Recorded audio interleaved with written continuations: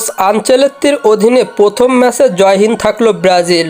বিশ্বকাপ নিয়ে শঙ্কা ব্রাজিলের। হ্যাঁ দর্শক, বিস্তারিত জানুন পুরো ভিডিওতে। ইকুয়েডরের মাঠে আবারও হোঁচট খেল সেলেসাওরা। 5 বারের বিশ্ব চ্যাম্পিয়ন ব্রাজিল এবার জয়হীন বিশ্বকাপের বাছাই পর্বে। আবারও একটি ম্যাচে পয়েন্ট হারাল তারা।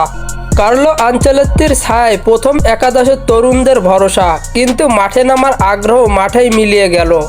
ভিনিসিয়াস জুনিয়র ও এস্তেভাও চেষ্টা করেছেন যথাসাধ্য, কিন্তু নিখুঁত ফিনিশিংয়ের অভাবে মুখ ফিরিয়ে নেয় গোলপোস্ট। সুযোগ তৈরি হয়েছিল, কিন্তু সেই সুযোগ কাজে লাগাতে ব্যর্থ ব্রাজিল। মাঠ জুড়ে একজন ফরওয়ার্ডের অভাব অনুভব করছিল সেলেসাওরা। রাফিনহার ঘাটতি ছিল চোখ পড়ার মতোই, তবে হলুদ কার্ডের নিষেধাজ্ঞায় ছিলেন একাদশের বাইরে। ড্র হলেও অন্তত একটি পয়েন্ট নিয়েই মাঠ ছেড়েছে সেলেসাওরা। বর্তমান পয়েন্টস টেবিলে চতুর্থ স্থানে অবস্থান তাদের, কিন্তু ধারাবাহিক ড্র আর পরাজয়ে ক্রমেই পিছিয়ে পড়েছে দলটি।